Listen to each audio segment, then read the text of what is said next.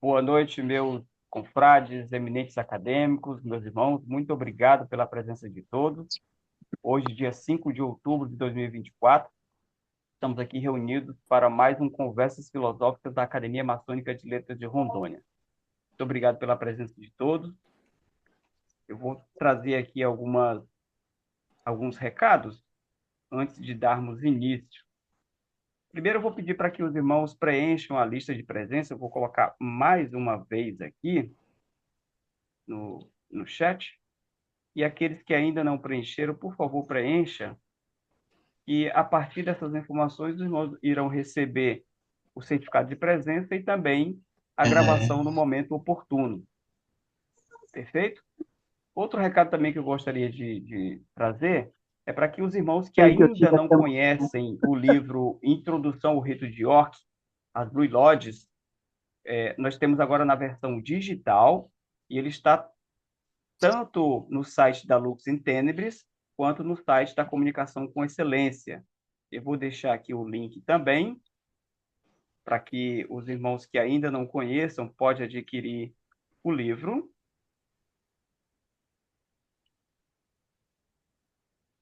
Bom, o Conversas Filosóficas acontece nos primeiros sábados de cada mês, e como o próprio nome já diz, consiste justamente em conversas. Conversar sobre temas que nos permitam melhorar, evoluir, sem discussões políticas e partidárias ou religiosas sectárias. A cada encontro, um convidado apresenta um tema de forma sucinta, sem a intenção de esgotar o assunto, destilando em doses homeopáticas seus conhecimentos. Como de costume, nós não teremos perguntas. Eu peço para que os irmãos ouçam atentamente e, ao final da exposição, os irmãos podem contribuir com o tema abordado, com no máximo 3 minutos. O nosso próximo encontro, né, o primeiro sábado de novembro, ele é o feriado, dia de finados. Então, nós colocaremos o nosso próximo encontro no dia 9, que é o segundo sábado. Perfeito? Então, fazendo essa pequena introdução, antes do início dos nossos trabalhos, eu passo a palavra ao nosso irmão Denizar para que nos conduza no momento de introspecção, para que a gente dê abertura oficial do nosso trabalho. Irmão Denizar, tens a palavra. Boa noite, meus irmãos, mais uma vez, meu querido irmão Vanderlei, meu querido irmão Lucas Couto, em nome dos quais eu saúdo a todos os demais irmãos presentes nessa live. Estamos reunidos mais uma vez, não presencialmente, né, mas virtualmente, mas com os nossos corações e mentes unidos num só propósito, aquele de aprendermos mais, né, aumentarmos o nosso nível de conhecimento, de intelectualidade, que é uma das coisas que a maçonaria mais preserva, né, e defende e incentiva. E nessa noite teremos um tema muito importante, principalmente no atual contexto em que vivemos, né? Democracia, onde muitos países que se dizem democráticos vivem momentos de inversão do verdadeiro sentido dessa palavra, né? A democracia relativa, como se diz hoje. E amanhã, em todo o Brasil, estaremos praticando essa democracia, né? Nessas eleições municipais. Que o grande arquiteto do universo ilumine a mente, o coração de cada pessoa, cada brasileiro que estará amanhã nas urnas votando para que votem com consciência, com sabedoria, com inteligência, com discernimento, sabendo, votando naqueles que realmente merecem, né, a nossa confiança. E pedimos as bênçãos do grande arquiteto do universo para cada um de nós aqui nesta noite, para os nossos familiares, e em especial para o nosso irmão Rogério Freire, que vai fazer a apresentação inicial, né, para esse debate, né, de palavras filosóficas tão bem introduzido pelo nosso irmão Vanderlei. Que o grande arquiteto do universo nos abençoe, abra os nossos corações, as nossas mentes, para que possamos assimilar os ensinamentos desta noite. Muito obrigado, meu irmão Vanderlei. Muito obrigado, meu confrade, irmão Denizar, por seu momento de introspecção. Eu declaro aberto os trabalhos da Academia Maçônica de Letras do Estado de Rondônia para o Conversas Filosóficas da noite de hoje. Antes, porém, eu gostaria de dizer que na noite de hoje o nosso irmão Rogério Freire vai discorrer sobre democracia. O irmão Rogério Freire, ele tem um importante trabalho junto à Ordem Demolei, que na verdade é as suas origens, no qual ele tem muito orgulho de ser apresentado como Sênior Demolei. É também mestre instalado da loja Estrela da Fraternidade número 15, no Oriente de Jaru, jurisdicionada a grande loja maçônica do estado de Rondônia. O irmão Rogério Freire, ele pediu para que fizesse essa apresentação sucinta, mas é um irmão formidável, um irmão muito inteligente, um irmão a quem eu rendo o tributo à sua pessoa. Irmão Rogério Freire, tendes a palavra. Boa noite, Vanderlei. Boa noite, Lucas. Boa noite a todos os irmãos que estamos em comunhão nesta noite. Me ouvem bem? Ouvem bem? Sim, Sim, perfeito. sim, perfeito. Que ótimo. Primeiro, eu gostaria de agradecer pela introdução e pela convocação, porque foi assim que eu entendi esse chamado para estarmos juntos hoje. Nossa ideia, e dizia há um tempo, no começo de nossa conversa hoje, fiquei muito tentado a fazer alguns questionamentos muito pertinentes à nossa democracia atual. Mas não é o nosso foco principal hoje. O nosso foco principal hoje é termos perguntas. Eu sempre acreditei que o mundo é feito de perguntas. Através das perguntas, nós construímos as respostas. Então, vamos tentar hoje, de forma muito sucinta, a gente fazer um pequeno contexto sobre democracia, e tenho certeza e conto com a participação de todos os irmãos aqui presentes para que nós possamos fazer a construção do saber em coletividade. Eu acredito muito nesse princípio. Eu vou compartilhar a tela, tá? Ela está.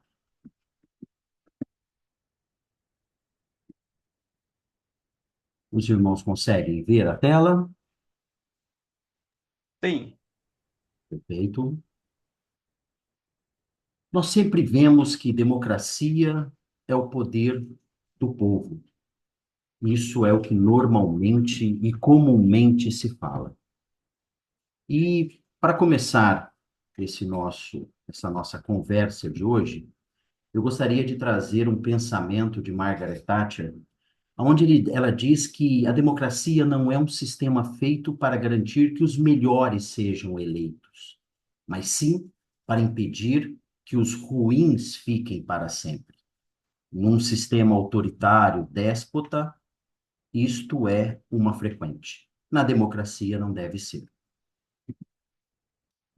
A democracia, ela não é um processo construído que tem início, meio e fim.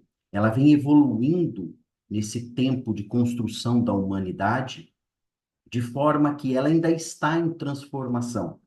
Embora ela seja o sistema mais usado no mundo moderno, ela ainda constantemente sofre de problemas de ameaças e também de problemas na construção desta democracia. Mas para que a gente possa entender um pouquinho mais sobre isso, é interessante que a gente entenda um pouco o início, da onde veio. Democracia, ela vem do grego, que significa demos, povo, e kratos, poder, ou seja, o poder do povo.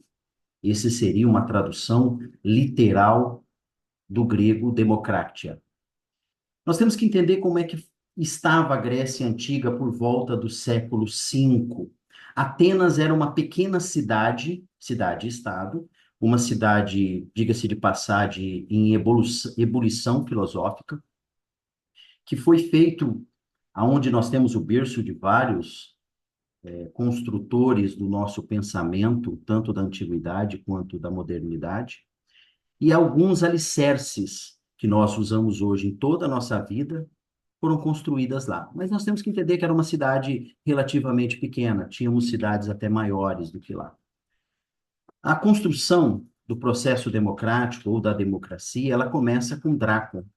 Os operadores do direito devem conhecer muito ele, porque ele tem uma frase, né, que diz de lei draconiana.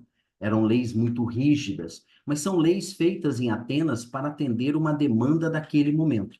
Uma demanda onde a aristocracia, assim, exigia que as coisas fossem do jeito que os próprios aristocratas, queriam.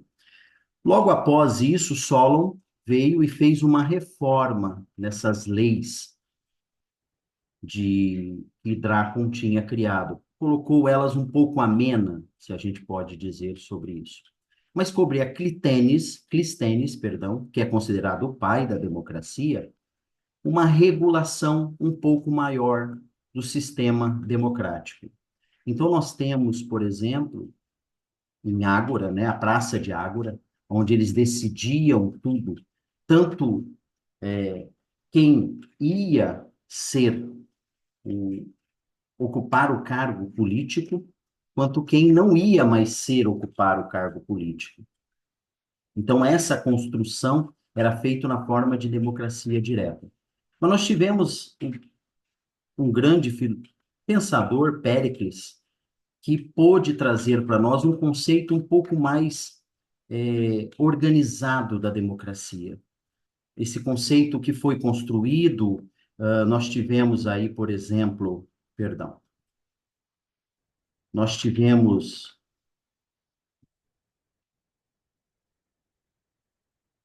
só um minutinho aqui que deu uma. Nós tivemos com Drácon a criação das Elileias, que era um tribunal popular onde os cidadãos atuavam como juízes. Isso começou lá com Drácon e Solon. Clístenes constituiu a Eclésia, que é uma assembleia onde os cidadãos se reuniam para votar e discutir as questões de guerra, de paz e de leis. E nós tivemos o Bowley, que é o conselho de 500 cidadãos que preparava a agenda da Eclésia e supervisionava a administração. Então, nós começamos aí a ter uma formação do que é o poder judiciário, o poder legislativo e o poder executivo, de uma forma muito rudimentar, mas nós começamos a ter aí uma organização bem parecida com o que nós temos. E isso eu gostaria muito de trazer à tona no século V antes de Cristo. Então, a visão desses pensadores naquela época já era que a separação de poderes era importante. Nós iremos até falar sobre isso um pouco mais à frente. Nós tivemos também a ascensão do Império Romano, onde Roma defendeu e desenvolveu uma forma de república, onde os cidadãos escolhiam seus representantes, mas ainda nós tínhamos um poder amplamente concentrado na aristocracia. Os candidatos da época da democracia romana eram postos pelos que ditavam as regras, pelos grandes aristocratas. Então, o povo realmente não tinha essa liberdade que era tão falada, por exemplo, na Grécia. Embora, na Grécia, mulheres, escravos e alguns trabalhadores não podiam exercer o poder de voto, e na maioria das vezes nem de fala, porque eles não poderiam nem estar presentes na praça de Ágora, embora fosse uma democracia direta na época da Grécia Antiga. E aí veio a Idade Média. Na Idade Média, o próprio sistema feudalista e o poder da Igreja Católica, que culminava com as monarquias absolutistas, fez com que as democracias ficassem adormecidas. Então, nós não tivemos, na Idade Média, um grande avanço, e sim um retrocesso na questão da democracia do mundo. No século XVII e XVIII, houve algumas ebulições que foram muito importantes para a evolução e a consolidação da democracia no mundo. E aqui eu vou registrar um pouco sobre a Revolução Gloriosa da Inglaterra, de 1688, que fez com que, forçosamente, a monarquia se tornasse uma monarquia constitucional, que limitasse os poderes do rei, fortaleceu o parlamento britânico, embora não fosse uma democracia plena, meus irmãos, mas foi um aumento. Para quem vinha de um processo feudal, foi desculpa, um avanço no controle que o poder poderia exercer sobre os seus mandatários. Outro ponto importante a se destacar foi em 1776, a Revolução Americana. Na Revolução Americana, quando o domínio inglês foi subjugado, houve sim a construção e a fundação da primeira República Democrática, com a Constituição dos Estados Unidos de 1787, que criou-se um governo federal com a separação dos poderes e com a liberdade civis individuais estabelecidas. Isso é um grande marco, porque ele consegue pegar conceitos antigos da Grécia Antiga, conceitos romanos e conceitos de vários filósofos para que pudesse constituir os Estados Unidos da América. Em 1789, logo depois, inspirado pelos ideais de liberdade, igualdade, fraternidade, que tão nos é caro e tão nos é justo, foi-se feita a Revolução Francesa. Essa revolução, ela conseguiu derrubar a monarquia absolutista que existia na França e proclamou uma república. E aí é uma coisa interessante, né? Que a Revolução Americana, ela aconteceu com o apoio preponderante da França. Só que a França, na ocasião em que ela apoiava a Revolução Americana, ela não era uma democracia de fato. Isso só aconteceu depois. Alguns historiadores dizem que isso acontecia comitantemente, mas na verdade, essa república só foi estabelecida em 1789. E, embora a Revolução Francesa tenha passado por altos e baixos, ela realmente foi um marco na evolução da democracia na Europa continental. É importante a gente trazer, nesse momento, algumas reflexões sobre o tema democracia. Porque, embora ele tenha sido começado, construído, e a gente tem algumas passagens que retratam alguns sistemas democráticos na Fenícia antiga, né, nos povos fenícios antigos, nos povos bárbaros antigos, são rudimentares as informações que nós temos. Então, nós nos apegamos realmente a essa construção de democracia a partir do processo e da experiência grega. Só que ela teve muitas críticas. O processo grego de construção da democracia, que é o processo, para mim, de nascimento dessa democracia, ele foi muito criticado. E a gente vai trazer um pouco disso aqui agora para começar as nossas indagações e paralelos com a nossa vida atual. Sócrates foi o primeiro a fazer grandes críticas à democracia. Sócrates não tinha o hábito, e naquele momento nós não tínhamos o hábito, né? As pessoas não tinham o hábito de escrever. Era muito feito e passado isso de pessoa para pessoa. Mas Platão foi muito útil quando ele nos trouxe os ensinamentos e também os questionamentos de Sócrates. Um dos questionamentos que Sócrates faz à democracia é que o processo democrático ele conta com a ignorância das massas, porque falta à população um conhecimento para a tomada de decisões. Ele não acreditava que o povo, sem nenhum conhecimento, podia tomar as decisões que fossem muito caras a todos. E essa era uma das críticas dele. Como disse, muitas das coisas que nós vemos aqui, nós vamos fazer grandes analogias ao nosso tempo atual. Outra grande crítica de Sócrates à democracia é que a democracia é um palco aberto para a demagogia, onde líderes carismáticos manipulam a opinião pública pelo poder. O simples fato de eu querer o poder, eu usava de argumentos demagógicos para que eu pudesse ter uma proposta aprovada. Ele também questionava muito a conduta moral dos líderes daquele momento, quer seja Clístenes, quer seja Péricles. Por quê? Porque na visão socrática, somente poderiam obter cargos de liderança os sábios.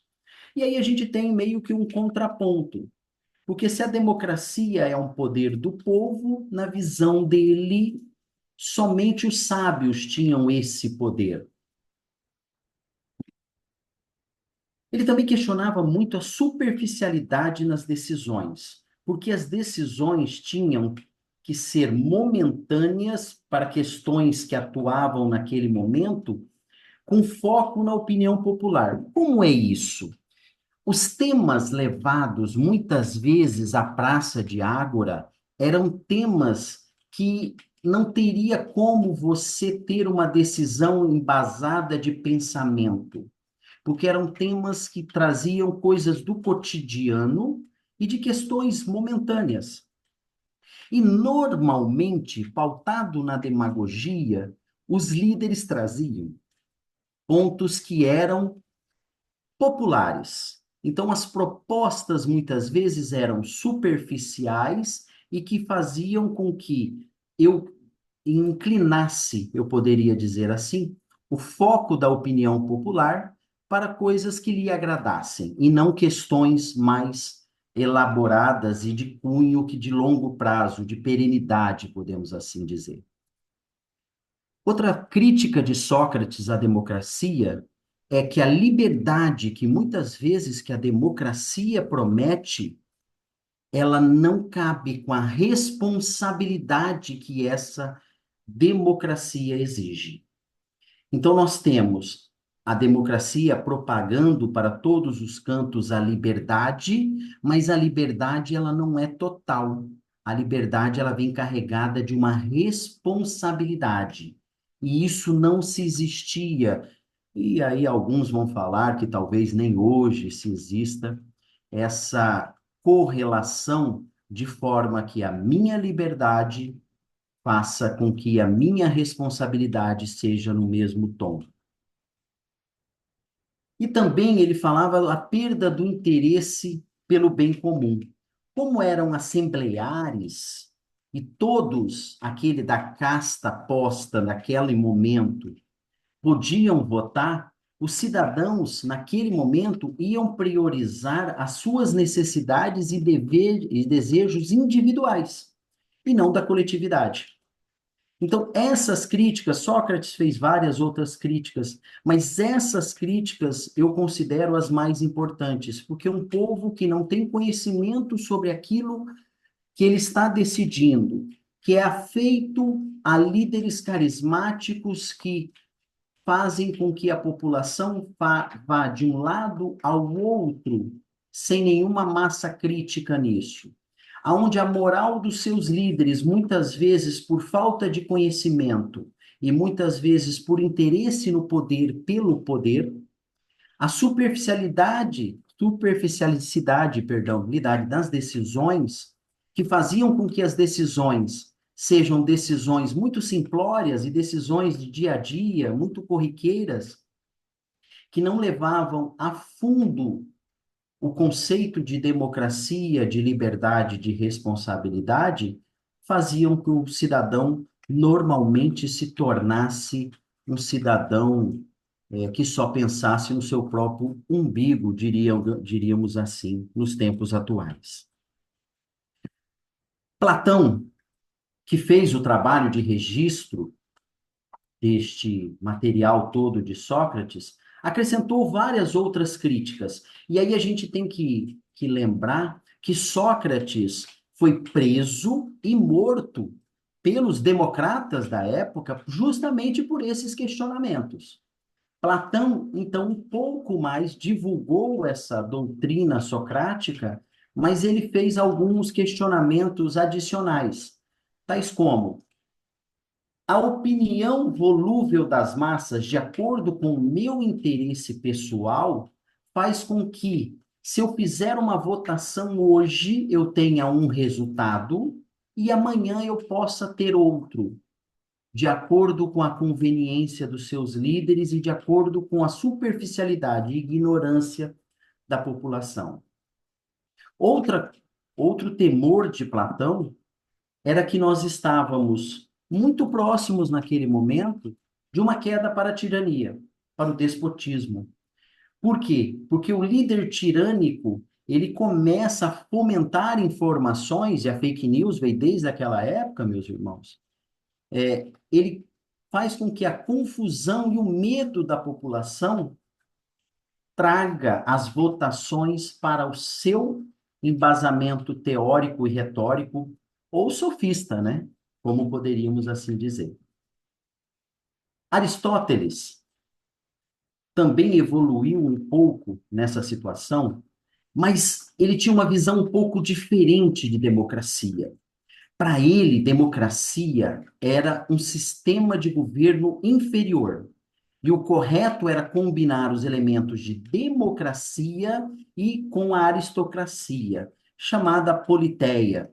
A gente pode dizer que a democracia romana, de certa forma, concebe isso de uma forma onde o Senado, as pessoas votavam, mas votavam nos aristocratas. Então, isso era uma concepção de Aristóteles.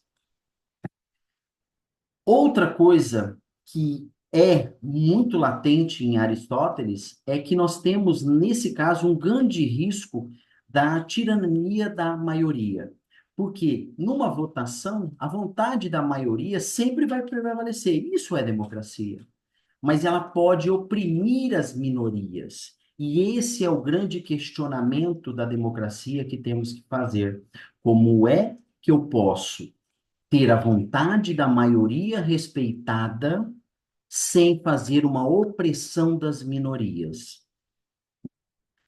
Finalizando, ele disse que tudo isso era possível, e aqui é um fator muito interessante, porque ele diz que a gente só conseguiria construir um poder democrático se nós fizéssemos a educação cívica, que seria o quê? Preparar os cidadãos para tomar as decisões que eram pautadas naquele momento.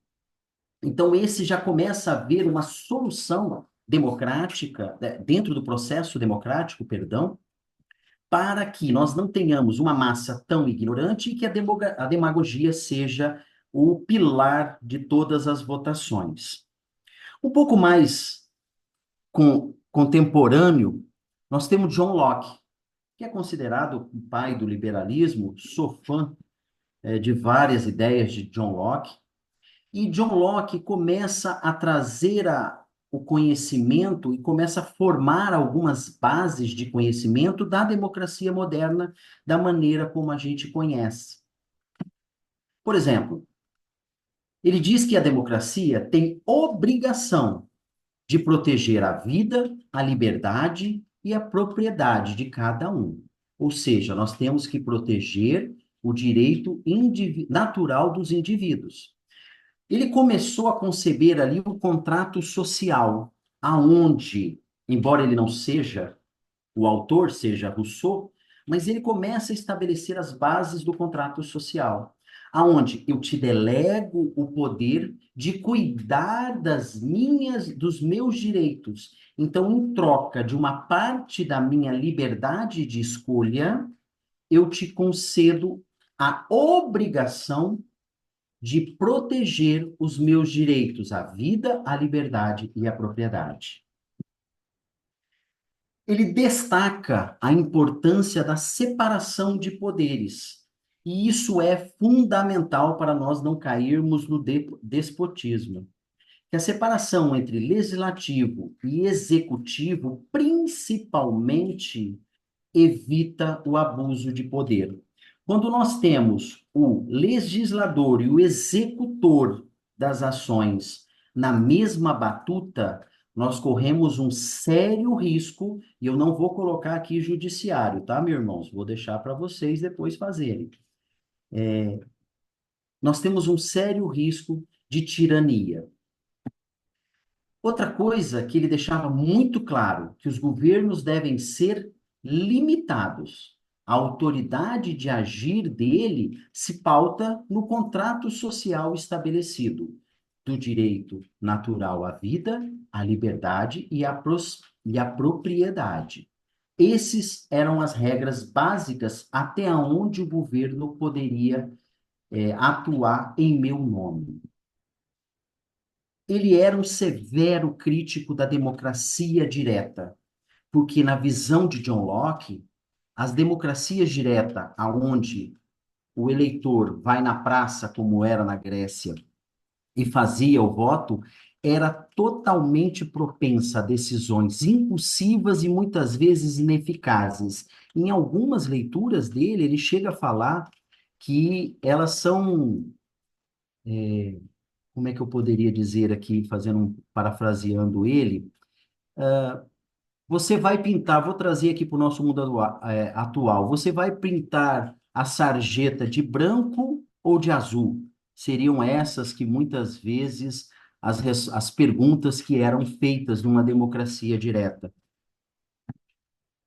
E ele instituiu aí uma coisa que o brasileiro conhece muito bem, né? É o nosso princípio do direito à revolta, também chamado de impedimento, aonde ele defendia que a revolta contra o governo é um direito seu a partir do momento que ele não cumpra as suas obrigações de proteção dos direitos naturais. Que isso está também muito ligado, na minha visão, ao conceito que Margaret Thatcher disse para nós naquela primeira frase, quando nós começamos a expor o trabalho, que a democracia, ela é um governo não para que os bons muitas vezes tomem posse, mas para que os ruins não se perpetuem no poder.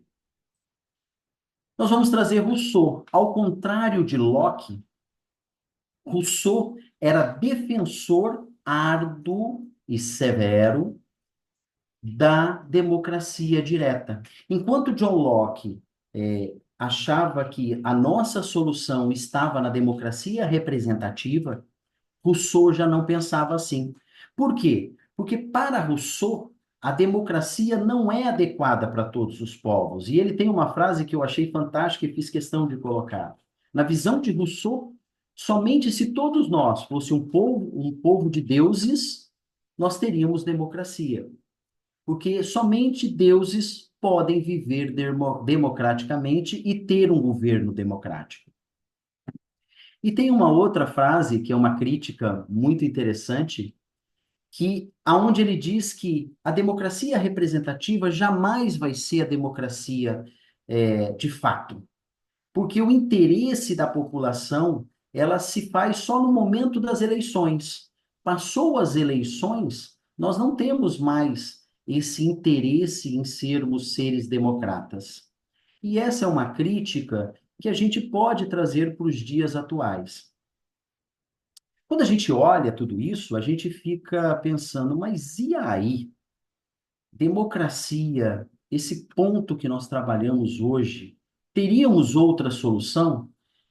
E eu gostaria de trazer aqui uma frase de Winston Churchill, onde ele diz que a democracia, ela realmente é a pior forma de governo, exceto todas as outras que a humanidade já experimentou ou que experimentará de tempos em tempos.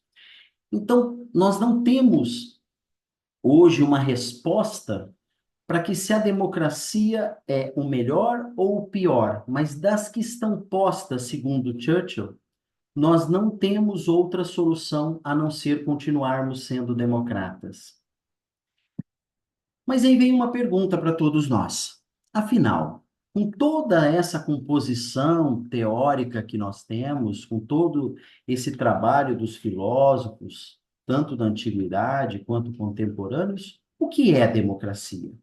Então, a gente pode dizer que a democracia é um sistema de governo na qual o poder é exercido diretamente pelo povo, no caso de uma democracia direta, ou por meio de seus representantes, no caso de uma democracia representativa. Tem a participação ativa dos seus cidadãos no processo de tomada das decisões políticas, protege o direito as liberdades civis, a liberdade de expressão, o direito à justiça e a igualdade perante a lei. Existe uma frase célebre que eu gostaria de trazer aqui. Ah, desculpe-me. E ela compõe também de eleições livres e justas, na quais os cidadãos têm o direito de escolher seus líderes e representantes. E como eu estava dizendo, existe uma frase célebre de um homem muito conhecido e muito propalado, chamado Abraham Lincoln, que ele diz que em que o governo democracia em que o governo do povo, pelo povo e para o povo jamais desapareça da face da terra.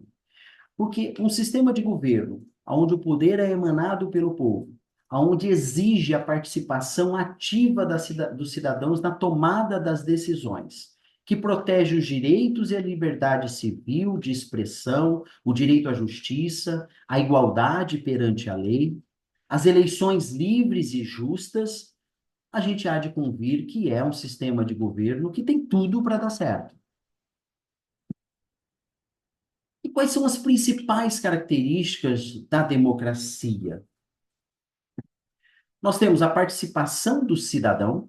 Então, para que a democracia aconteça, o cidadão tem que estar envolvido e participativo durante todo o processo democrático. Nós temos que ter igualdade política, aonde as pessoas possam fazer a sua voz e o seu voto de forma a não ser constrangida.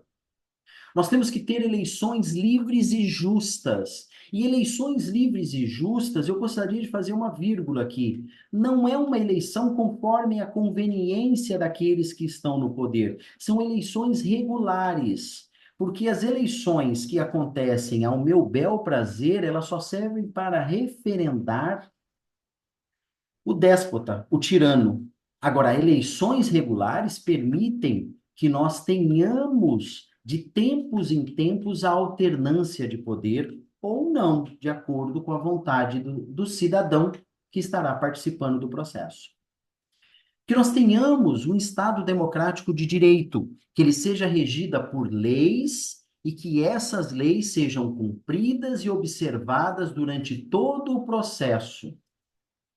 Que nós tenhamos pluralismo e diversidade, porque as diferenças, meus irmãos, ela constrói. A opinião díspare da minha ajuda, no mínimo, a eu fazer um pensamento. Mas, acima de tudo, a principal característica da democracia é a liberdade de expressão e uma imprensa livre. Porque se eu não posso falar aquilo que eu acredito e que eu sofro as consequências da lei, e aí o Estado de Direito está aí para isso, caso eu fale algo que que não seja correto, de acordo com os usos e costumes e as leis de cada país, que eu seja punido por isso, mas que eu tenha o direito de assim exercer minha liberdade de expressão. E quando eu falo das principais características da democracia, eu deixo aos senhores a nossa próxima indagação.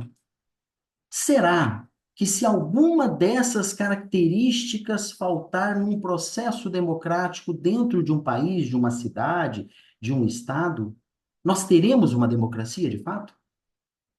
É preponderante que nós tenhamos todas essas características para nós termos, de fato, uma democracia? E aqui fica uma das nossas indagações aos nossos irmãos. Por que disso? Porque Jacques Ellul falou uma frase que me chamou muito a atenção. No instante em que você ouvir de forma recorrente a palavra liberdade ou a palavra democracia, é importante que a gente tome cuidado. Porque em uma nação ou em um povo verdadeiramente livre, nós não precisamos dizer que somos livres ou que somos democratas.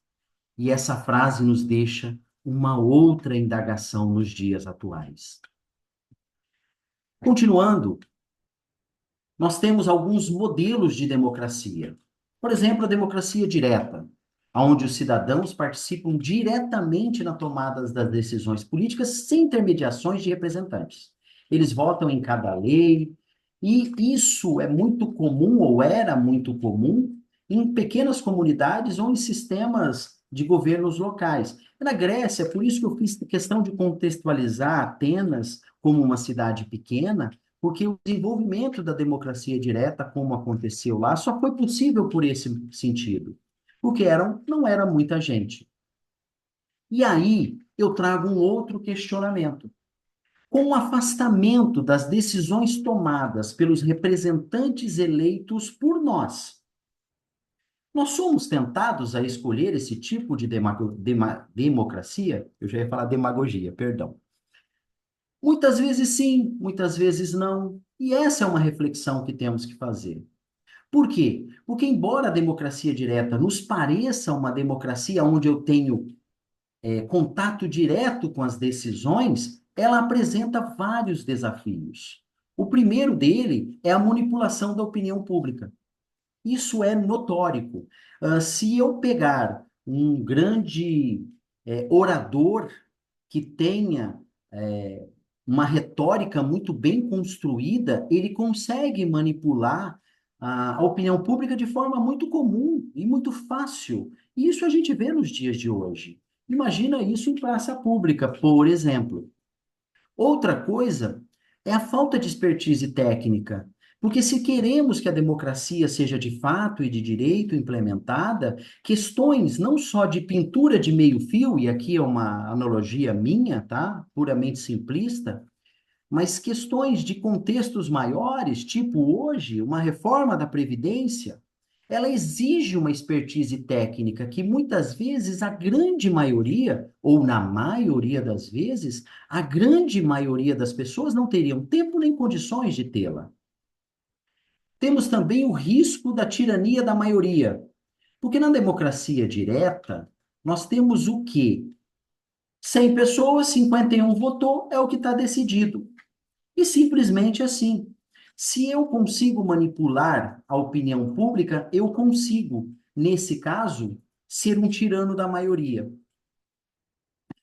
Outra crítica a essa democracia é o tempo para que ela aconteça e a eficiência, e eu diria, aí aqui um grifo meu, a eficácia também dessa democracia. Porque se nós vamos fazer um projeto de iniciativa popular que rege sobre algum artigo da nossa Constituição. Nós não temos, muitas vezes, a expertise técnica, ou tenhamos a expertise técnica, mas e o tempo para que a gente pudesse fazer com que a população entendesse esse tema? E seria eficiente? Porque em dado momento ali, eu posso fazer uma propositura, porque é uma democracia direta, e eu quero mudar um artigo, e aí a gente seria eficaz? Então, esse é um dos questionamentos. Temos também a participação cidadã sustentada. Por quê? Porque na democracia direta, as pessoas acabam se cansando de fazer votações recorrentes, porque elas se preocupam mais com a vida delas. E essa é a verdade. Nós temos também a escala e a complexidade. Imaginem uma democracia direta num país continental, não vou falar nem como o Brasil, vou falar como os Estados Unidos. Seria muito difícil de nós fazermos isso para termos uma unidade enquanto país, enquanto nação. Sem contar que nós teríamos também polarizações acaloradas e conflitos cada vez mais extremados. Embora hoje a gente já tenha um pouco disso, mas se o meu vizinho votar um pouco diferente daquilo que eu acho que é o correto, ou naquilo que eu acredito, o conflito está posto nesse momento. E, principalmente, a falta de expertise técnica traz a complexidade das questões que são apresentadas muitas vezes para que nós tenhamos uma democracia plena, direta. Esses são alguns desafios que, se quisermos escolher esse tipo de democracia, teremos que sobrepô-la. E vocês vão me dizer, Rogério, tem a tecnologia, mas nós vamos falar um pouquinho sobre ela também. Nós temos a democracia representativa, que é a que a gente usa aqui no Brasil e na maioria dos países do mundo moderno usam. Por quê? Porque nela a gente delega o nosso poder, assim como John Locke prismava, a gente elege representantes para que tomem as suas decisões políticas em seu nome. Aí faz uma pergunta aos irmãos. Como na democracia representativa que temos hoje, podemos tornar ela mais eficiente e eficaz? Esse é mais uma reflexão que eu posto aqui. Mas como uma democracia direta, a representativa também tem os seus desafios. Tais como o voto por conveniência. E isso é uma coisa que, por mais que a gente ataque, ele sempre vai acontecer. Eu vou votar de acordo com a conveniência daquele momento. E a conveniência, ela vem junto com a corrupção e a influência do dinheiro. Eu, ao escolher um representante que muitas vezes não tem transparência nas suas atitudes enquanto meu representante, eu faço com que meu voto de conveniência fique mais assíduo e abro um espaço para que a corrupção e a influência do dinheiro seja maior nesse tipo de democracia. Outro ponto que a gente deve considerar é a desigualdade de voz e os interesses de grupos minoritários. Porque é um grande paradoxo, eu diria. Embora a gente tenha na democracia a importância da maioria, e ela é a consagração da maioria, ela também não pode se abster das minorias. E aí eu trago os grupos de pressão nesse caso. Muitas vezes, alguns grupos, quer seja de sindicatos, quer seja de classes organizadas, embora seja uma minoria, eles são muito mais organizados numa democracia representativa. E nós corremos o erro, e aqui uma fala minha, de termos a democracia das minorias prevalecendo sobre a democracia da igualdade. A mudança de prioridades. Isso é uma grande questão nas democracias representativas. Por quê, meus irmãos? Porque, de acordo com a conveniência do representante eleito, a prioridade dele, muitas vezes, e para alguns, na maioria das vezes, essa prioridade não está em consonância com a população. Então, aquilo que o nosso representante determina e define como prioridade, não é uma prioridade daquele que elegeu ele. Causa da falta de transparência, de fato, causa da falta do voto de conveniência, mas principalmente por esse descolamento que a gente tem percebido. E esse descolamento vai causando, a longo prazo, uma baixa participação eleitoral. E aqui a gente faz uma outra reflexão. Se o voto no Brasil não fosse obrigatório, qual seria a nossa percepção de democracia e qual seria a participação do eleitor ao fazer seu voto? Mas, acima de tudo, a desconexão, ou melhor, o sistema eleitoral e registramento. Porque numa democracia representativa, há um fortalecimento dos partidos, que isso não é ruim. Os partidos, enquanto propagadores de filosofias dogmáticas, de pontos de vistas, eles teriam que agregar pessoas que pensam iguais. No sistema eleitoral brasileiro, principalmente, embora a gente veja isso em outros sistemas eleitorais, são sistemas eleitorais feitos de conveniência, não existe uma convicção ideológica para você ser desse ou daquele partido. Existe a conveniência do momento. E a conveniência dos momentos cria sistemas eleitorais onde caciques determinam aquilo que deve ser ou quem deve ser o candidato daquela legenda. E aí nós temos no nosso sistema brasileiro o voto de legenda, que ainda persiste, né, e o coeficiente eleitoral, que muitas vezes elege pessoas que não é da vontade do povo. Então, esse sistema de democracia representativa nos permite isso. Mas, acima de tudo, a desconexão entre os representantes eleitos e os eleitores é que fazem com que nós tenhamos, na democracia representativa, um dos maiores desafios da atualidade.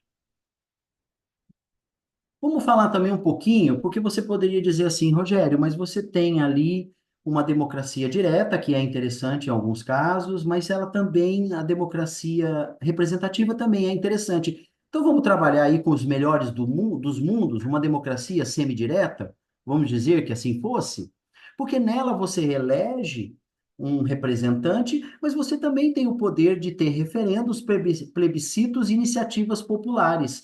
E aqui eu quero lembrar que parece-me que tem um país aqui próximo, mais ao norte, que recentemente fez uma eleição aí que tem um tipo de democracia dessa, com referendos e plebiscitos. E aí fica aos irmãos para entenderem se isso é bom ou não é bom.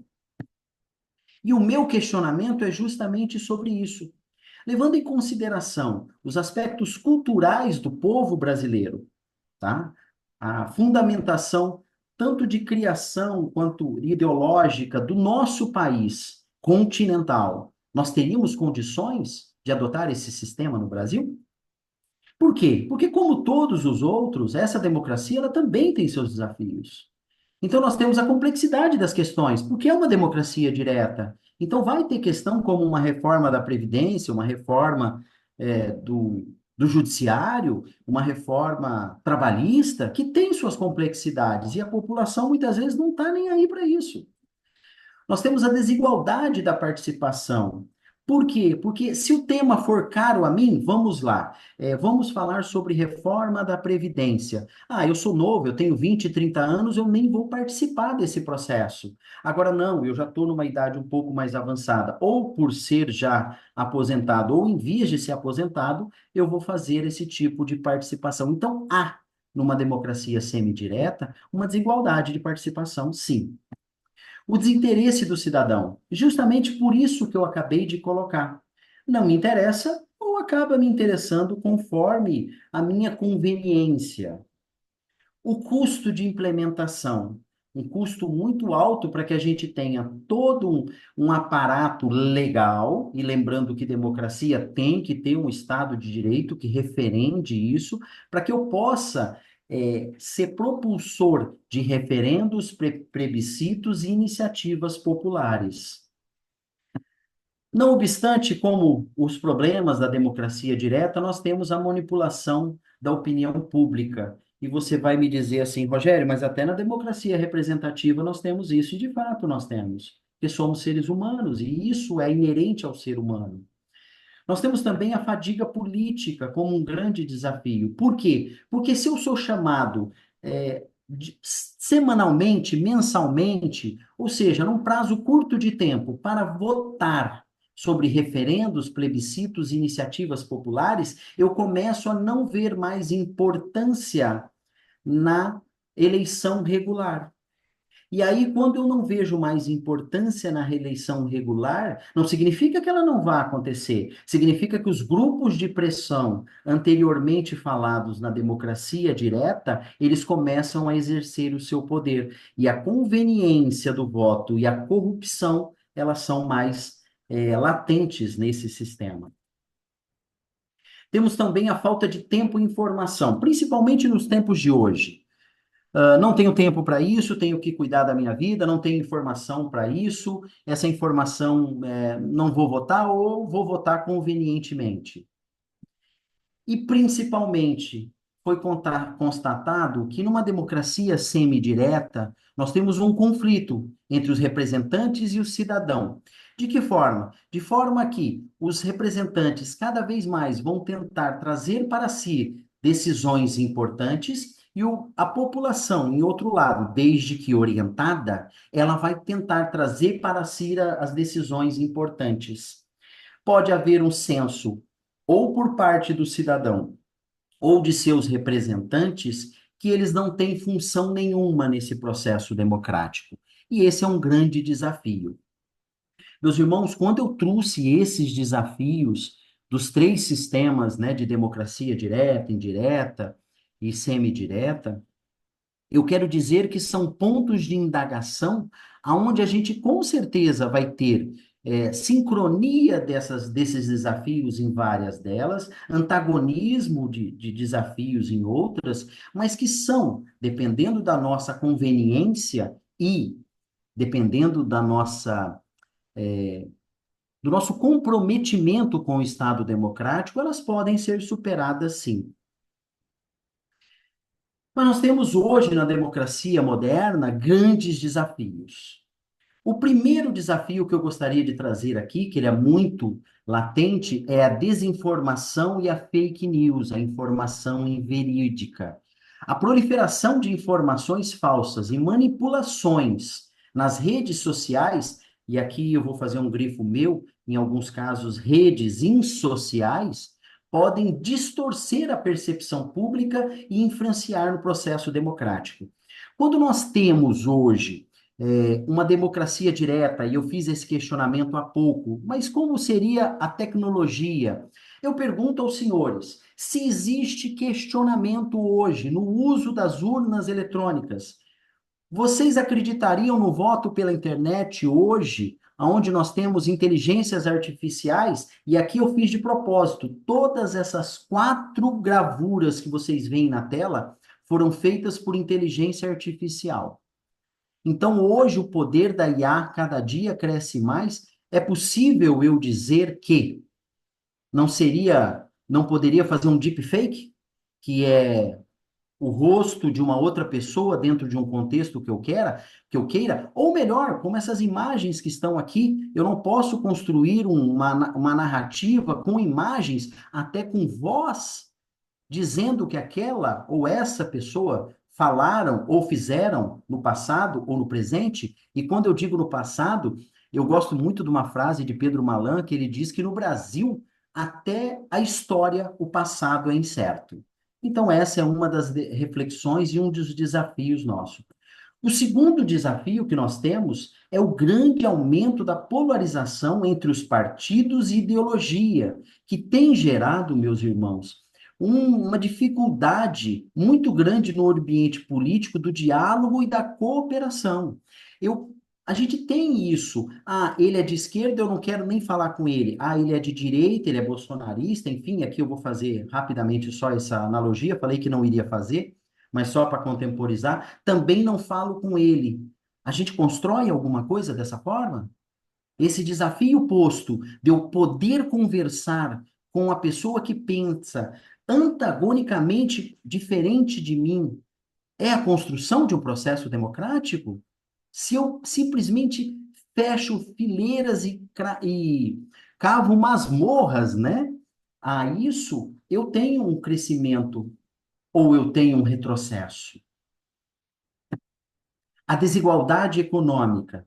E isso aqui, quando eu trago isso à tona, eu não quero dizer, da mesma forma que eu uso da questão da ecologia, né? E nós aqui da região norte falamos muito disso. O ser ecológico não é o ser que vai lá ficar abraçado em árvore, não é bem isso. Da mesma forma que a desigualdade econômica, ela tem que ser uma desigualdade que a gente tem que entender que existe, porque os anseios da classe menos favorecida, daqueles que têm menos recursos, é diferente daqueles que têm mais recursos. E é fato que quem tem mais recursos pode sim impor a sua vontade, por vários motivos e de várias formas possíveis. E aqui eu não quero dizer que a pessoa que é menos abastada economicamente não tenha condição de romper essa bolha, mas cabe a nós dar, neste processo democrático, essa igualdade de direitos. Liberdade é ameaça de imprensa, ameaça à liberdade de imprensa. Meus irmãos, embora a gente possa ter vários questionamentos à imprensa brasileira e mundial, a gente jamais pode abrir mão da liberdade de imprensa. Porque sem uma imprensa livre, e aí o contexto de liberdade, de livre, gostaria que depois os irmãos possam até falar, Mas dentro deste contexto, a imprensa traz um papel fundamental para isso. Querendo ou não, e vou pro passado, se nós não tivéssemos uma imprensa livre, nós não teríamos a situação de Collor de Mello. Se nós não tivéssemos uma imprensa livre, talvez nós não teríamos nem a Lava Jato e vários outros processos, porque foi através da imprensa que isso aconteceu. E aí eu entendo a reflexão que pode haver entre a imprensa hoje no nosso país, ela está em favor de um ou de outro, e aí é um outro questionamento, mas a liberdade de imprensa, ela deve ser baluarte de todos nós. E se essa imprensa não cumprir com o seu papel ou cumprir com o papel de forma errônea, as leis estão aí para serem aplicadas para ela. Outro desafio que nós temos é o populismo e o autoritarismo. Esse movimento, ele resulta na erosão do Estado democrático de direito, porque ele favorece as decisões arbitrárias. E nós vivemos momentos onde o populismo está nos levando ao autoritarismo, porque não existe uma grande reflexão sobre as instituições, e sim sobre as ações. E nós temos que pensar a democracia enquanto um estabelecimento de suas reflexões. Já caminhando para o final, nós temos aqui também os grandes desafios tecnológicos, que eu acabei de dizer agora há pouco com fake news. As tecnologias emergências com inteligência artificial, vigilância em massa, podem e vão ameaçar a privacidade e a liberdade individual de cada um e pode influenciar isso de maneiras inesperadas. O uso indevido, meus irmãos, da tecnologia para manipulação eleitoral ou controle social enfraquece de forma muito clara a democracia e o Estado democrático de direito. Então, quando a gente vê na democracia direta uma solução e vemos na tecnologia um complemento à democracia direta, nós temos que criar amarras para que isso aconteça. Se é que esse é o caminho que nós queremos e desejamos no futuro, nós temos que criar mecanismos para que há controle sobre isso. Antes de finalizar aqui e passar a palavra para que os irmãos possam falar um pouco, eu gostaria de deixar essa frase que eu gostei muito, dita ontem pela excelente ministra, a ministra, melhor dizendo, Carmen Lúcia, que atualmente é presidente do Tribunal Superior Eleitoral. Ela disse que a gente não espera que as pessoas depositem seus dissabores da vida ou dissabores ideológicos nas urnas. E é isso mesmo. Amanhã, quando formos votar, em todo o processo de votação, nós não devemos votar lá os nossos dissabores, quer sejam ideológicos e quer seja de vida. Nós devemos depositar na urna as nossas esperanças. É assim que nós fortalecemos a democracia. E, acima de tudo, a gente tem que entender que as diferenças, às vezes, e aqui eu vou dizer para vocês, eu acredito nisso, que as diferenças nos enriquecem. Quantas vezes nós já não fomos tomados por opiniões diferentes à nossa, que nos fizeram refletir e repensar, quer seja para mantermos nossa convicção, quer seja para mudarmos as nossas convicções. Com isso, eu concluo essa pequena introdução aos irmãos e gostaria aí, com a anuência de nossos coordenadores, que fizessem as suas indagações e ponderações. Muito obrigado, até o momento. Obrigado, meu querido irmão Rogério Freire. A ideia do Conversas Filosóficas é justamente essa, é trazer os pontos divergentes e, quem sabe, encontrar uma convergência através da dialética. A gente vai dar um tempinho aí para você tomar um respiro, tomar uma água. Enquanto isso, eu vou pedir para que o nosso venerável mestre da loja Lux in Tenebris, nosso irmão Lucas, ele possa fazer a entrega virtual de um agradecimento por sua dedicação, empenho e nos trazer tantos ensinamentos na noite de hoje. Irmão Lucas, tendes a palavra.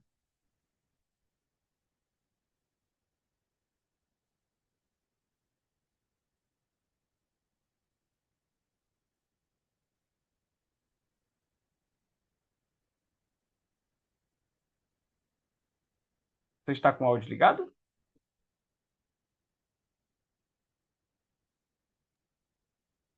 Ô, Lucas? Pronto. Opa, A agora sim. tela está compartilhada, meu presidente. Sim, sim, meu venerado.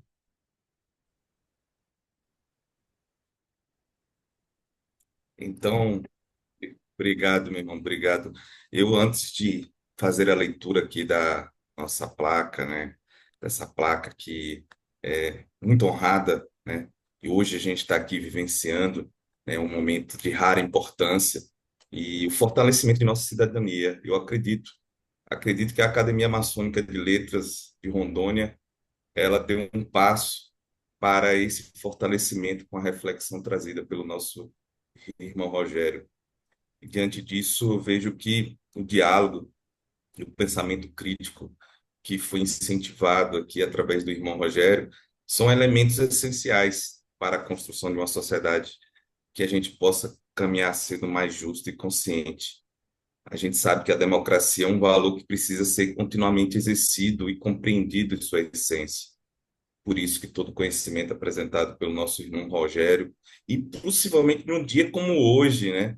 Num dia, por que que digo hoje? Porque hoje, 5 de outubro, né, é dia que a gente tem que comemorar a promulgação da nossa atual Constituição. E eu acredito muito naquilo que Ulisses Guimarães falou, né? Traidor da Constituição é traidor da pátria. E eu sou, democraticamente, acredito que a nossa Constituição, apesar de tão emendada, ela ainda serve de horizonte para que a gente caminhe a consolidar as bases de um Estado democrático de direito. Então, caro irmão Rogério, meu estimado irmão, sua exposição nos fez perceber que a democracia não é apenas um sistema de governo, mas uma prática diária que se reflete em nossas ações e decisões. Como nos ensina Aristóteles, né? A justiça é uma virtude completa porque é a prática da virtude para com o próximo.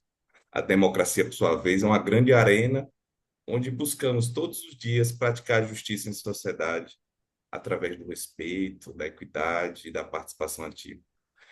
Então, meu irmão Rogério, sua palestra nos enriqueceu ao nos lembrar que a democracia deve ser defendida, alimentada pelo diálogo e, sobretudo, por cidadãos conscientes, como você bem colocou, ao falar lá Sócrates, quando ele colocou que o inimigo maior com a democracia é a ignorância. E nós que lutamos para buscar a luz, então, hoje a gente celebra essa democracia, e nada mais oportuno que numa véspera de eleições municipais, e que suas palavras, meu irmão Rogério, ecoem e nos inspirem a todos nós, especialmente nesse momento em que o Brasil, né, vive um momento de polarização, em que eu, como professor de direito constitucional, falo do perigo que a democracia passa, principalmente na nossa América Latina aqui, que a gente fala da erosão da democracia. Então, a gente precisa, né, acreditar nesse caminho, renovar a confiança na democracia. Então, faço aqui a leitura desse seu diploma, Homus Doctus in Siemper Divitas Habit. A Academia Maçônica de Letras de Rondônia, AMLRO, outorga o presente diploma de mérito ao irmão Rogério Freire Lopes, em reconhecimento da sua notável contribuição no Conversas Filosóficas com o tema Democracia. Porto Velho, Rondônia, 5 de outubro de 2024, assinado aqui pelo presidente Vanderlei Coelho dos Santos e pelo diretor-secretário Paulo Luciano Bastos Botelho. Parabéns, meu irmão Rogério, que Deus abençoe você. Feito, meu presidente. Obrigado, meu venerável mestre. Diploma entregue na tela e entregue também de forma virtual no seu WhatsApp, meu querido irmão Rogério. Bom, então agora nós partiremos para a segunda etapa do Conversas Filosóficas, que é justamente a abertura das portas da ágora para a plateia. Ou seja, os irmãos, ao invés de só ouvirem, terão voz e vez nesse momento. Os irmãos podem fazê-lo de forma a levantar a mão, como assim foi feito o nosso confrade Denizar, e aí eu peço para que o nosso irmão terrível, hoje fazendo o papel, nosso irmão Ednilson, para que ele contabilize o tempo regulamentar de 3 minutos para cada um que levantar a mão ou que queira fazer uso da palavra. Irmão Ednilson? Pronto, presidente. Ok. Contando. Irmão Denizar, tens a palavra. Meus irmãos, boa noite mais uma vez. Agora eu saúdo em nome do nosso irmão Ednilson, a todos os demais irmãos que estão participando dessa live. Parabenizar inicialmente o nosso irmão Rogério pelo brilhantismo com que ele nos apresentou esse tema aqui tão importante, né? No contexto atual em que nós vivemos. Eu gostaria só de fazer um pequeno comentário assim, sobre umas características que ele colocou sobre a democracia, e depois então fazer uma pergunta e pedir para ele abordar sobre um tema mais aqui específico. Vejam, meus irmãos, as características que ele colocou da democracia, né, moderna, igualdade política, eleições livres e justas, Estado de Direito, pluralismo e diversidade, liberdade de expressão e pensamento, principalmente da imprensa.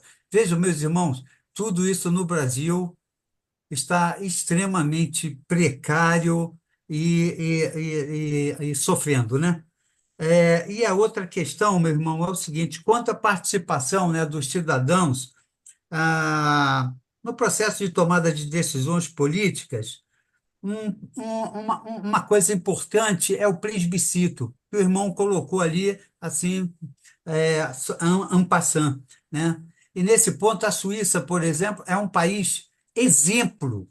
Na Suíça é impressionante para qualquer coisa que se vai resolver nos 4 cantões da Suíça, nas 4 Suíças, né, são feitos plebiscitos. Até para mudar o nome de uma rua é feito plebiscito, né?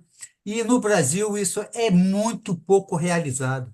E é muito importante os plebiscitos, que deviam ser realizados principalmente a nível municipal. E aqui no Brasil é feito muito pouco plebiscito, não se dá importância para essa questão tão importante. Eu gostaria que o irmão, se puder, aprofundasse um pouquinho mais nessa questão tão importante.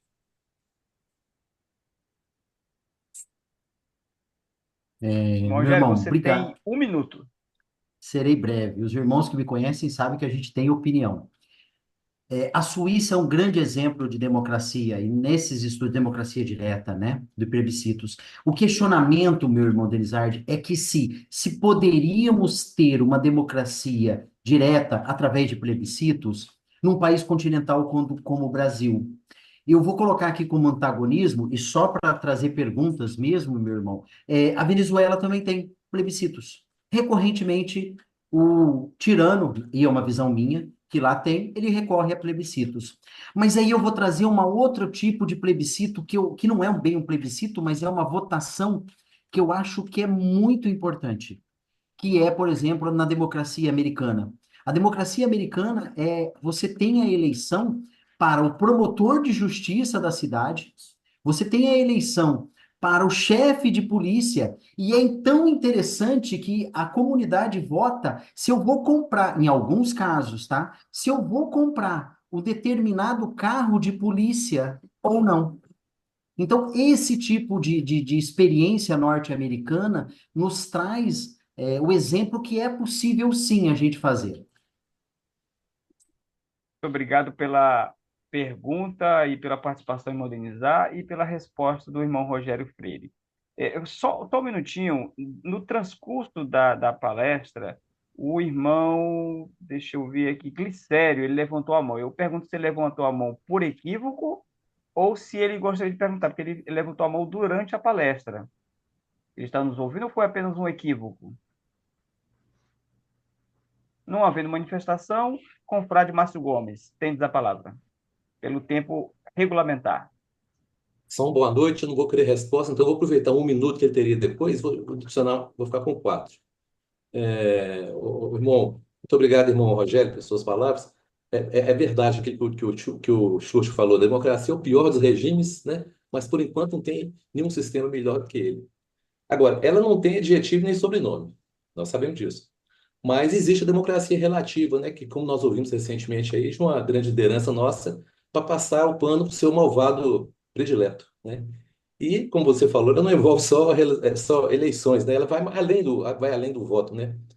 Todos esses valores que implicam aceitação de perdedores, quanto aos resultados, né? Dos vitoriosos. É coisa que a gente tem essa dificuldade de lidar com isso.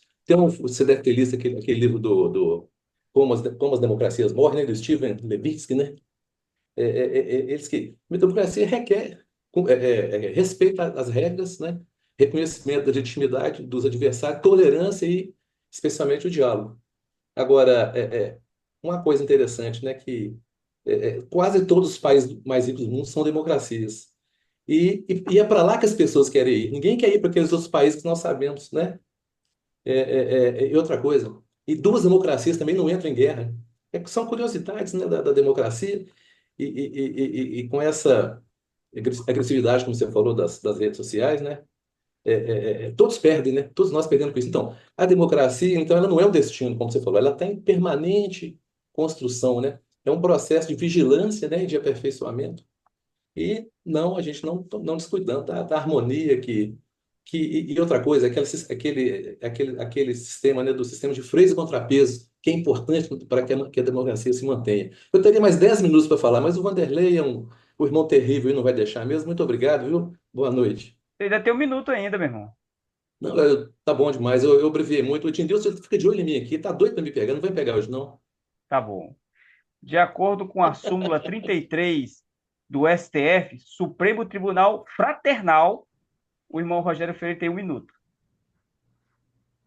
Agradeço. Obrigado, meu irmão. Quanta gentileza, tá vendo? Uma palavra ao nosso venerável mestre da Lux Intende, irmão Lucas Couto. Eu queria fazer uma pergunta para o irmão Rogério. Pergunta é difícil, mas vamos lá. Se você fosse o nosso Supremo Poder Constituinte, que reforma política você faria? Que democracia você construiria para o Brasil?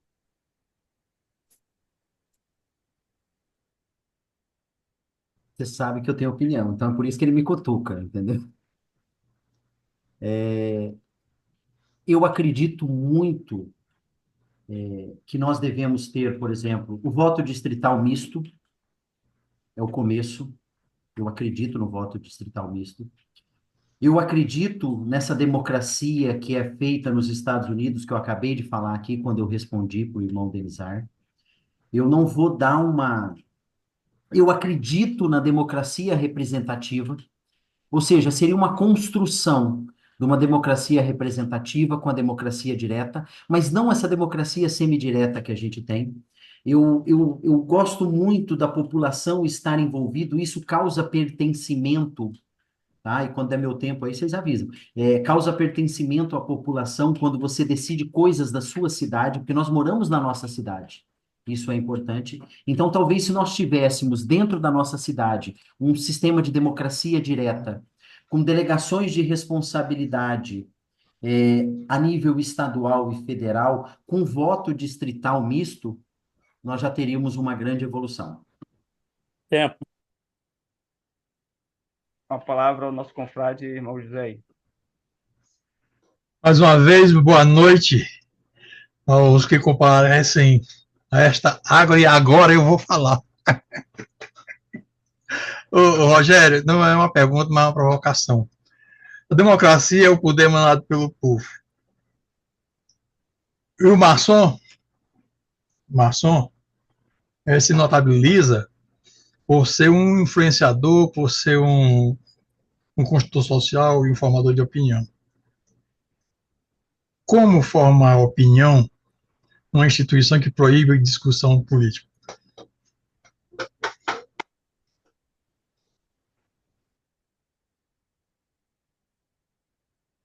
eu vou parafrasear um grande mestre que nós temos aqui em Rondônia, chamado Bariani, que vocês devem conhecer, Walter Bariani.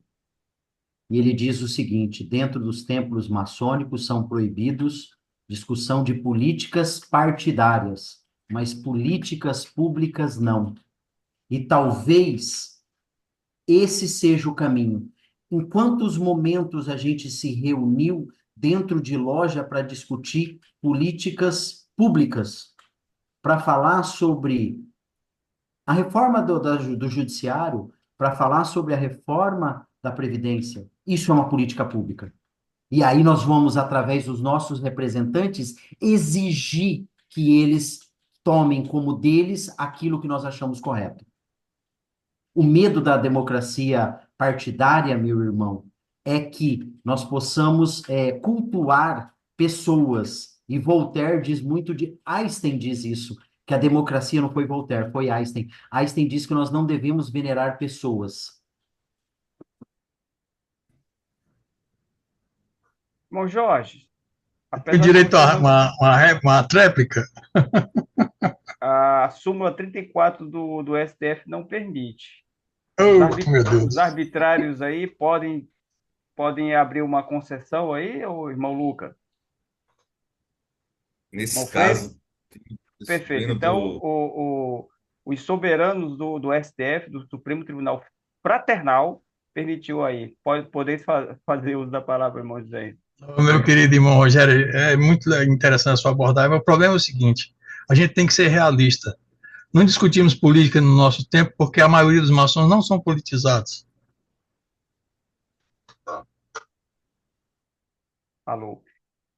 Irmão, deixa eu ver aqui. Vamos lá. Irmão Jorge, podeis fazer uso da palavra, meu irmão? Muito obrigado, venerável. Meus irmãos, eu não ia nem fazer o uso da palavra. O meu comentário eu coloquei no chat, porque é uma coisa muito pequena. Mas da forma como eu vejo, a política brasileira, a democracia brasileira, ela falha desde o momento em que nós eliminamos dos currículos escolares as matérias de educação moral e cívica e organização social e política brasileira. Eu diria, isso daí é observação minha, mas acredito de verdade ser verdade. Eu diria que poucas pessoas hoje, na maioria, na população, sabem o que faz um vereador. Então, nós caímos naquilo que disse o nosso irmão palestrante, nosso irmão Rogério, que o povo não sabe, não está habilitado a votar. Volta que realmente ao que foi dito, que a massa não tem condição de escolher, não sabe o que está escolhendo, não sabe votar. Isso é muito triste. Era só o que eu tinha. Obrigado, meu querido irmão Jorge. Irmão Rogério Freire? Passo a palavra. Beleza. Com a palavra, o nosso irmão Marcos Reis.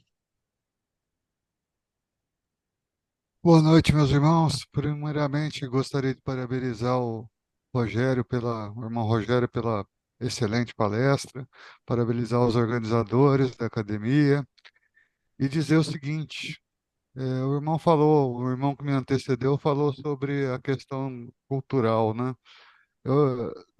Nós sabemos que para ingressar no concurso público, a pessoa tem que para ingressar no cargo público, a pessoa tem que passar por concurso, e para cargos políticos, não.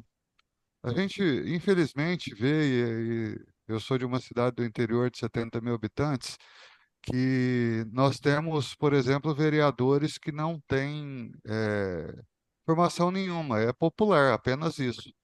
E aí, esses vereadores discutem leis que serão impostas para todos nós, né?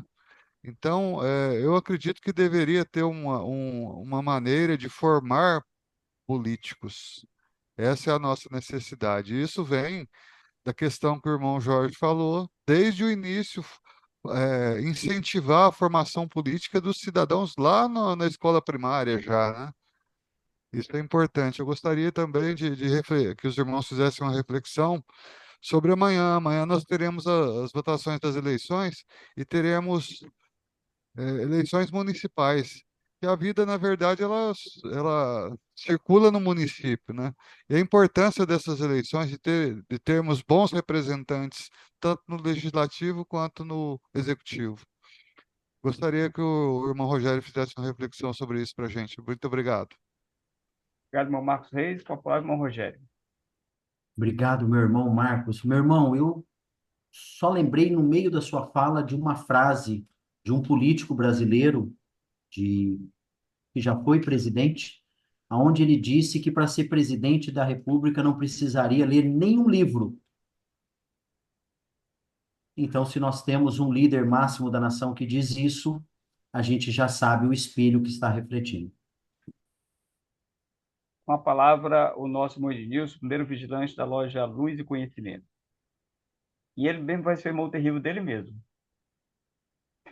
Irmão Rogério e demais irmãos, boa noite. Meu irmão Rogério, se fala em democracia.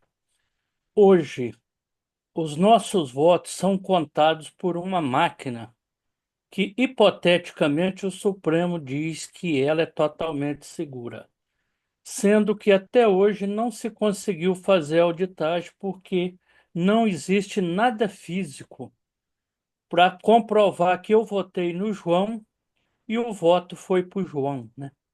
Isso não existe porque eu só, numa tela digital lá, eu vejo o número, venho a foto do candidato e eu confirmo. Sendo que nós temos países como Japão, Estados Unidos e outros que não adotam esse sistema nosso de votação. E o nosso Supremo hoje, se você for questionar isso, você corre o risco de ser até preso quando você põe em xeque a veracidade do seu voto, a confiabilidade desse voto. O que que o irmão tem a dizer? Meu irmão, vou tentar ser rápido nesse 1 minuto. Minha formação é administração de empresas e com MBA nessa área, mas eu atuo na área de tecnologia da informação. Eu tenho uma pequena empresa dessa área. Eu posso garantir para o irmão que a urna, como a gente conhece lá onde você vota, que ela é a urna, ela é inviolável. Já fiz um trabalho sobre isso, ela não tem acesso. A urna, lá onde você deposita o voto. A gente tem que ver, e isso eu não vejo problema nenhum do Supremo Tribunal Federal em fazê-lo, e aí é um grifo meu, em abrir a transmissão entre a sua sessão eleitoral, o seu fórum eleitoral e a contabilização no STF. Que se eles pudessem, se eles fizessem isso, e tem como fazer, eu não estou dizendo abrir o código-fonte deles, não. Tá? Eu estou dizendo a contabilidade disso. E não vejo como excludente, tá, o voto impresso conforme foi colocado. Embora esse não seja o tema, mas eu não vejo como excludente. Mas eu, só Pode finalizando, continuar, irmão Rogério. Pode continuar, pode a continuar. urna, a urna que nós temos lá na sessão eleitoral, eu já tive um trabalho em cima dela, já fiz aquele equipamento, você pode confiar. O que não nos causa tanta confiança, e é uma crítica que eu tenho até em alguns colegas da minha área, é na transmissão e na computação, e aí eu entendo. E eu não posso falar, porque daí eu já não tenho conhecimento. Não vou ser leviano de dizer que é feito alguma coisa, nem que não é, mas era só isso. Só me permita, meu irmão Rogério. Quando a eleição foi totalmente informatizada em 2000, eu fui supervisor de polo e eu trabalhei também em TI, em programação. Naquela época a gente dizia rotina de programação. Hoje não, né? Hoje é o logaritmo.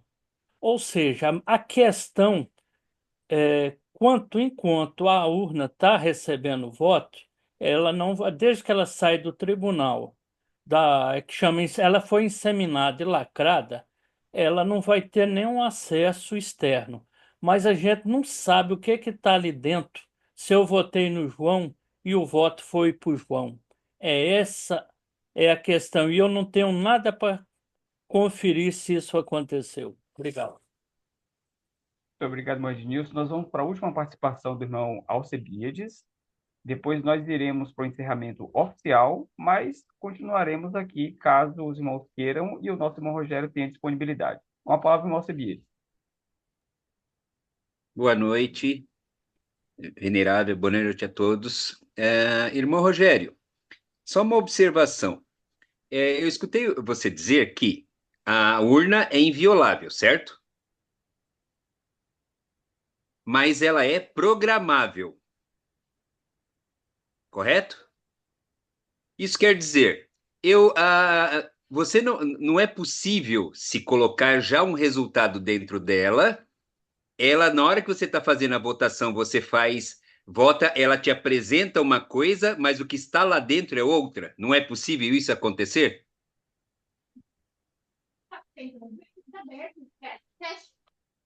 Meu irmão, na urna, não. Até por causa da zerésima, tá? Na urna, o software dela, ele é assinado digitalmente. Ele é colocado lá dentro e é digitado. Mas como disse o irmão Marcos Reis aqui, que acabei de ver, em programação, claro que tudo é possível, é óbvio isso, né? Mas aí a gente vai ficar muitas coisas. Mas na urna, com as informações que nós temos, com os testes que nós temos na urna, naquele quadradinho, entendeu? Não. E a zerésima é uma prova disso. Tá? Mas isso aí a gente pode trabalhar uma outra discussão só sobre isso, né, que seria melhor. Muito obrigado, irmão Cebis, irmão Rogério. Nós estamos partindo aqui para o encerramento. Nós temos dois momentos agora. Nós teremos um momento de considerações finais do irmão Rogério e também concederemos a palavra a alguns irmãos aqui para as considerações também, ou para convite de alguns outros encontros. Então, eu vou passar a palavra para o nosso irmão Rogério, para que ele possa trazer as suas considerações finais acerca de tudo que viu ou ouviu nesse momento de hoje. Irmão Rogério, tens a palavra. Desculpa, se não desmutar, não funciona. Eu primeiro gostaria de agradecer pela maneira muito gentil e carinhosa, pelo acolhimento que os irmãos tiveram, e sou sempre um eterno aprendiz, e acredito que a gente está em processo de construção de conhecimento. E antes de finalizar, eu gostaria de deixar algumas considerações minhas que eu gosto muito, e para a gente ser bem sucinto, eu vou ler. Eu gosto muito dessa frase de Voltaire, atribuída a Voltaire, tá? Que não é dela, é um resumo da fala de Voltaire. Que eu posso concordar com o que você diz, posso não concordar com aquilo que você diz, mas defenderei até a morte o seu direito de dizê-lo. E nós, enquanto maçons, como procuradores da palavra, da verdadeira palavra perdida, nós não devemos, meus irmãos, jamais sermos influenciados por notícias que a gente não tem fonte. Então, eu gostaria, e eu vejo isso corriqueiramente em vários grupos do WhatsApp. Viu uma informação, chegou pelo WhatsApp, chequem, consultem 3, 4 fontes diferentes para que a gente possa ter certeza que aquilo é fato, para que a gente não seja propagador de inverdades.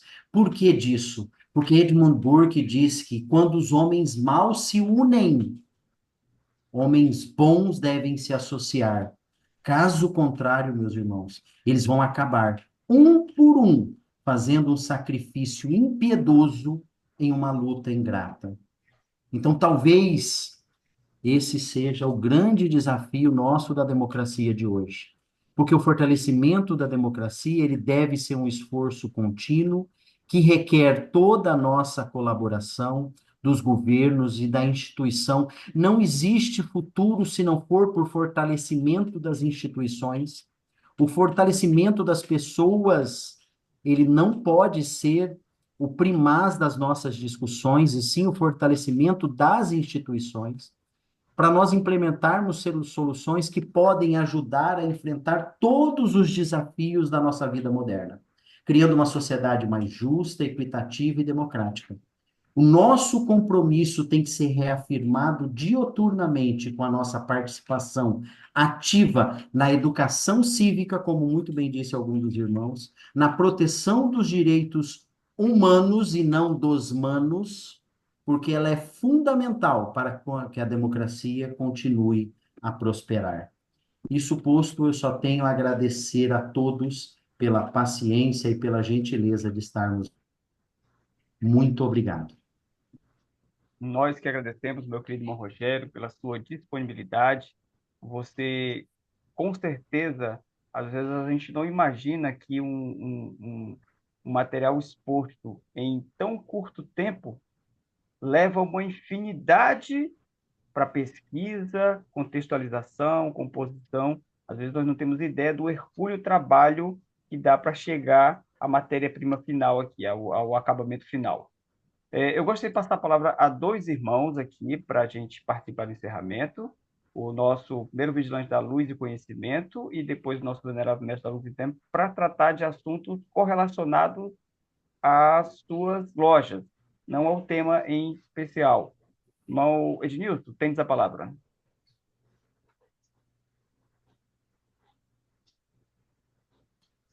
Seu áudio está desligado. Ok, meu presidente, agradecer mais uma vez essa oportunidade de a gente estar aqui recebendo esses conhecimentos, embora meu irmão Rogério saiu pela tangente com a urna eletrônica, mas fazer o quê, né? O Supremo está aí querendo pegar todo mundo. Brincadeiras à parte, meus irmãos. Lembrar que o nosso próximo encontro no grupo de estudos é nessa terça-feira. No grau de mestre, nós teremos aspectos filosóficos e culturais, Octoada e Eneada, com o nosso, aliás, segunda-feira, né, dia 8. Não, é terça-feira mesmo, viu? Dia 8, terça-feira. Está errado ali, depois a gente vai corrigir. Com o nosso irmão Joanilson Borges. Estão todos convidados. E não está aqui presente nenhum irmão, mas amanhã nós temos no grupo Lives palestra às 19 horas. Convite a todos. Meu muito obrigado e tenhamos todos uma boa noite. E Obrigado. irmão vota irmão, desde que o irmão merece ser votado, viu? Perfeito, falou Edilson. Obrigado, Edilson, pela participação. Com a palavra, o nosso venerável mestre, irmão Lucas. Obrigado, meu irmão Vanderlei. Meus queridos irmãos, eu gostaria de convidá-los, né? Na próxima, Ah, Carlos, deve ter caído. Opa, no próximo domingo nós teremos nossa reunião, continuamos tendo nossa reunião, vamos ter uma palestra sobre a maçonaria na Rússia. Então, é uma palestra que vai tratar de como é a maçonaria na Rússia, né? O irmão Alexander Joranovic vai nos brindar com a palestra, explicar. Essa palestra foi apresentada em São Paulo, em uma loja de pesquisa lá de São Paulo, e ele vai nos brindar com essa palestra virtualmente. Então, convida todos os irmãos para se fazerem presentes no próximo domingo e aproveita a oportunidade, né? Convida os escritores de plantão, aos irmãos aí que têm artigos, livros, que, né, se junte aí ao site da loja Lux in Tenebris para divulgar seus escritos, vender seus livros. Nosso irmão Vanderlei aí, né, está fazendo um excelente trabalho, fez o site da loja, fez o site da Glomaron, belíssimo site da Glomaron, né, os irmãos visitem e visitem nosso site, visitem nossos artigos, deixe seus comentários, vamos fazer conhecimento. Parabéns, academia, por esse dia de hoje e parabéns a todos os irmãos, especialmente ao irmão Rogério. Deus abençoe, irmãos. Obrigado, meu querido irmão Lucas Couto. Só lembrando que a reunião da Lux in Tenebris é dia 13 de outubro, tá? Domingo. Tem sendo esse domingo agora, no próximo. Perfeito? Nesse, meu venerável? Isso, perfeito. Amanhã é lives maçônicas, né? Isso, Tem isso, reunião das lives isso, maçônicas isso. e no próximo domingo, dia 13 de outubro, estaremos juntos. Perfeito. Obrigado. Então, meus irmãos, nós estamos partindo aqui para o encerramento do Conversas Filosóficas deste mês de outubro, um mês muito importante também que nós celebramos o Dia do Professor, o mês do professor, dia 15 de outubro, a profissão que forma todas as outras. Então, nós teremos, no dia 15 de outubro, aqui em Porto Velho, nós teremos a posse de um acadêmico, e o irmão Estevam, e estão todos convidados que possam comparecer, evidentemente. Dito isso, mais uma vez, eu externo aqui as minhas gratidões a todos os irmãos que estiveram presentes aqui, mas em especial ao irmão Rogério, por ter atendido ao chamamento e ter feito com maestria. Vocês não têm ideia da, da satisfação que nós temos de ele ter atendido esse chamamento e trazer esse tema democracia no dia que antecede as eleições municipais em todo o Brasil. Então, é verdade que nós devemos pensar muito bem, porque nós vivemos realmente no município e ali é onde tudo acontece. São nas cidades que tudo acontece. Nós vivemos na cidade e é ali que tudo acontece. Então, devemos escolher com sabedoria, devemos escolher não só aquele que porventura possamos ter algum benefício particular, mas devemos pensar na coletividade. Isso o irmão Rogério nos trouxe grandes reflexões. Eu dizia a ele que, apesar, ele dizia, se apenas um irmão for tocado aqui e sair daqui reflexivo, ele ganhou o seu dia. Mas eu diria mais ainda, que eu tenho certeza que muitos irmãos aqui foram tocados, vão refletir, mas além de refletir, que é uma capacidade que nos diferencia dos outros animais, é preciso agir. Nós precisamos, enquanto construtores sociais, agir dentro do nosso universo ali, dentro da nossa casa, do nosso bairro, da nossa rua, na nossa cidade. Então, nós devemos ser esses construtores sociais, levando luz àqueles que estão nas trevas, porque nós fomos escolhidos para isso.